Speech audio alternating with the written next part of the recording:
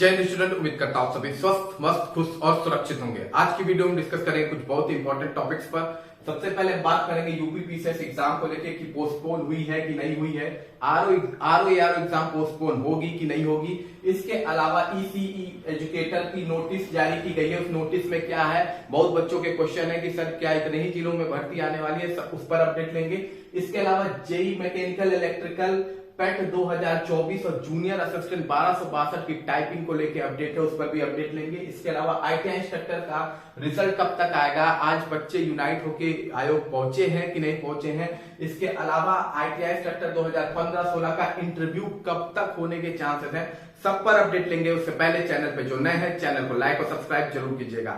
चलिए चलते हैं वीडियो की ओर। तो सबसे पहले बात कर लेते हैं आपका यूपी पीसीएस एग्जाम को लेके। तो देखिए यूपी पीसीएस का एग्जाम की जो तय डेट थी 7 से 8 दिसंबर, उस दिन ये एग्जाम कंडक्ट नहीं होने वाला है। जल्दी आपको इसकी नोटिस मिल जाएगी। ये एग्जाम पोस्टपोन हो गया है, मतलब दिसंबर में 7-8 दिसंबर को भी ये एग्जाम कंडक्ट नहीं होगा।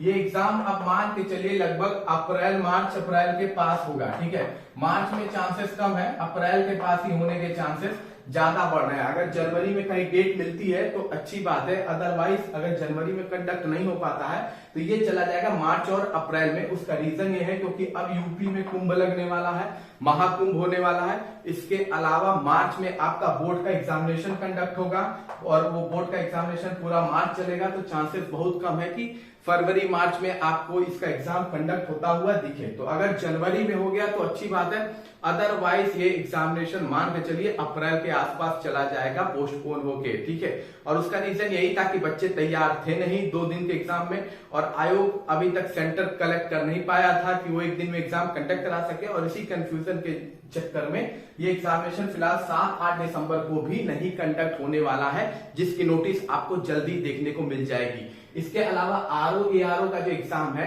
जो 26-27 दिसंबर में लगा हुआ है, वो एग्जाम पोस्टपोन होगा कि नहीं होगा, अब इस पर कोई भी अपडेट नहीं है। तो कोई ये मान के मत चलिए कि आरओ का एग्जाम पोस्टपोन होगा। ये एग्जाम आपका कंडक्ट होना है 3 शिफ्ट में, 2 दिन ये एग्जाम कंडक्ट होगा, और ये एग्जाम अपने तय समय पर अभी है। फिलहाल इस पर कोई ऐसी चेंजिंग नहीं की गई है कि एग्जाम को हटाया जाएगा। तो ये मान के चलिएगा कि आरओ का एग्जाम पोस्टपोन अभी नहीं होने वाला है, तो उसकी प्रिपरेशन कंटिन्यू रखिए। वो एग्जामिनेशन अभी दिसंबर में लगा हुआ। अब हम बात कर लेते हैं अगली अपडेट पर। तो अगली जो अपडेट है वो आपकी ईसीसी एजुकेटर की नोटिस को लेके है। ठीक है, तो ईसीसी एजुकेटर की एक नोटिस जारी की गई है जिसमें कुछ चीजें बताई गई है और बच्चे इसको लेके थोड़ा सा कंफ्यूज हो रहे हैं। तो मैं आपको बता दूं, जो ईसीसी एजुकेटर प्री प्राइमरी शिक्षक भर्ती है, ठीक है, उसमें फिलहाल 64 जनपदों के बारे में इस नोटिस में अपडेट दिया गया है। 44 जनपदों के बारे में नोटिस में अपडेट दिया गया है। ये दिया गया है कि जो ये जनपद की जो सेवा प्रदाता एजेंसी अभी सेलेक्ट की नहीं गई है, जिसकी वजह से अभी थोड़ा रिक्रूटमेंट में डिले हो रहा है। ठीक है, एजेंसी एक बार क्लियर हो जाती है तो आपको आने वाले 2 हफ्ते में इसका नोटिफिकेशन देखने को मिल जाएगा। ऐसा 44 जिले हैं, ये नहीं दिया है कि केवल इस 44 जिले में नोटिफिकेशन आने वाला है, बाकी में नहीं आएगा। देखिए इस रिक्रूटमेंट में 75 जिलों में आपका भर्ती आएगी। ठीक है, टोटल उसमें से 44 है जिनमें अभी एजेंसी सेलेक्ट नहीं की गई है, जिसकी वजह से उस पर नोटिस जारी की गई थी और कुछ नहीं है। ठीक है, तो ज्यादा परेशान मत होइए, आपको भर्ती 75 जिले में दिखेगी, और ज्यादातर कोशिश आप यही कीजिएगा कि आप अपने जिले में ही अपना सीट भरें। ठीक है, दूसरे जिले के चक्कर में मत रहिएगा कि दूसरे जिले में ज्यादा सीटें तो हम वहां पर भागे। अपने जिला बेस्ट रहेगा आपके लिए। ठीक है, तो अपने जिले में अगर आप भरेंगे तो ये आपके लिए बेनिफिट होगा। तो आप एकदम निश्चिंत रहिए, किसी भी तरह का ऐसा कोई नहीं है कि आपका केवल 44 जिले में आएगा, बाकी जिलों का नाम नहीं है तो उसमें नहीं आने वाली है। भर्ती पूरे 75 जिलों में आने वाली है, एक साथ आएगी। सेवा योजना पोर्टल में जाके आप अपने को रजिस्टर्ड कर लीजिएगा, ताकि भर्ती आते ही आप इस फॉर्म को जल्द से जल्द भर सके, क्योंकि 2 से 3 हफ्ते का टाइम इसमें दिया जाएगा। उससे ज्यादा आपको एप्लीकेशन फॉर्म भरने का समय नहीं देने वाले हैं वो लोग।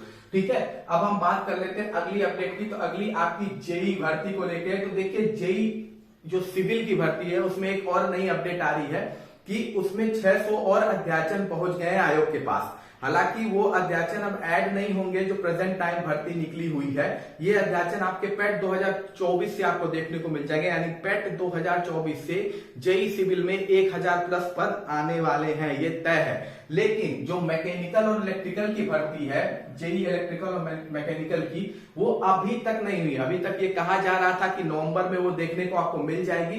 फिलहाल अभी इस पर कोई बड़ा एक्शन नहीं लिया जा रहा है कि चांसेस बने कि ये मैकेनिकल और इलेक्ट्रिकल की भर्ती आपको देखने को मिलने वाली है।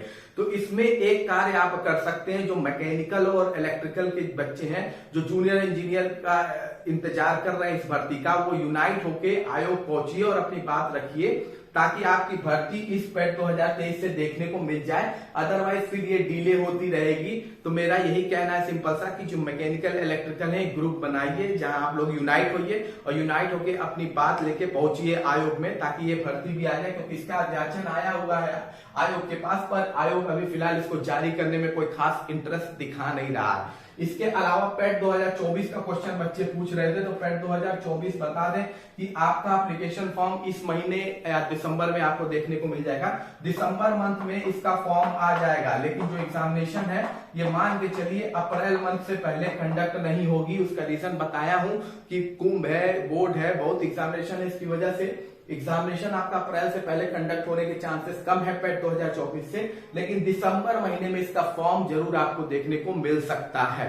इसके अलावा जूनियर असिस्टेंट 1262 टाइपिंग वाले बच्चे भी पूछ रहे थे, तो आपके लिए सबसे बड़ी खबर यह है कि सेकेंड वीक मतलब अगले सप्ताह, इस सप्ताह या अगले सप्ताह आपको आपकी टाइपिंग की नोटिस देखने को मिल जाएगी और आपका टाइपिंग कंडक्ट करना भी शुरू हो जाएगा इसी नवंबर में। तो जो भी बच्चे 1262 टाइपिंग वाले हैं उनके लिए अच्छी खबर है।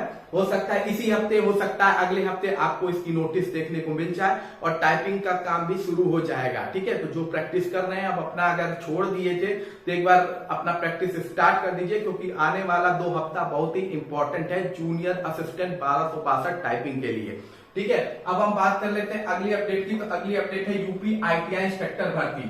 ठीक है, आईटीआई इंस्ट्रक्टर भर्ती है कि रिजल्ट कब तक आएगा यूपी आईटीआई। आज 4 नवंबर है, आज बच्चे आयोग पहुंचे होंगे। 4 नवंबर को आईटीआई इंस्ट्रक्टर वालों का धरना तो था, लेकिन ये वीडियो मॉर्निंग में चूंकि मैं बना रहा हूं इस वजह से अभी करंट अपडेट नहीं मिल सकती। इवनिंग में इसकी अपडेट मिलेगी। अगर मैं लाइव आता हूं तो मैं बताऊंगा क्या हुआ आईटीआई इंस्ट्रक्टर पर। इसके अलावा मैं कम्युनिटी में पोस्ट भी कर दूंगा, आप वहां पे भी जाके चेक कर सकते हैं।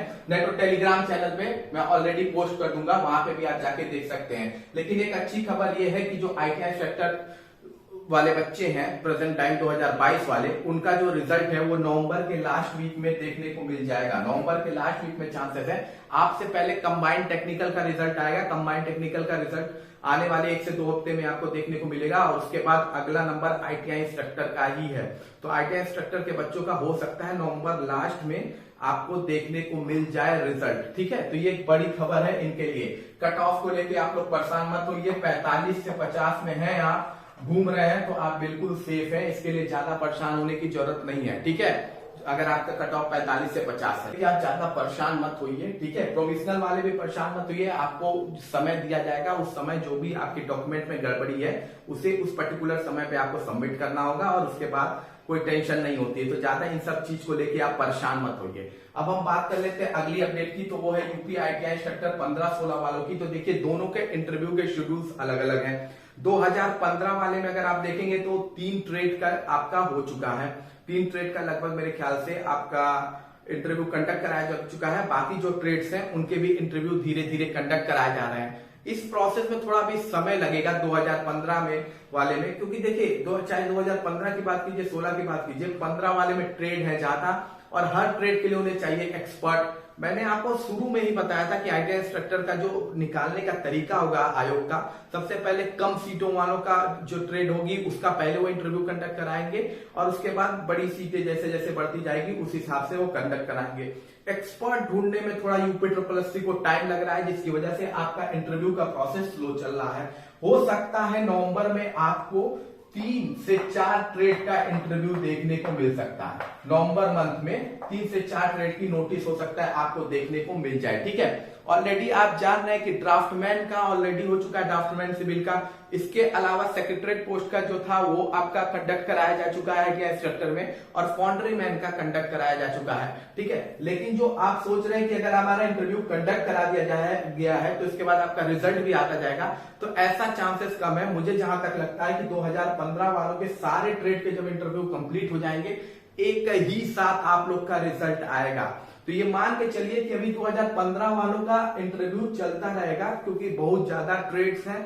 ट्रेड वाइज उन्हें एक्सपर्ट ढूंढने, एक्सपर्ट के हिसाब से वो इंटरव्यू कंडक्ट कराएंगे, और इंटरव्यू कंडक्ट होने के बाद ही आपके चांसेस बनेंगे। ठीक है, जब ओवरऑल सब कंप्लीट हो जाएगा तो एक साथ वो रिजल्ट डिक्लेयर करेंगे।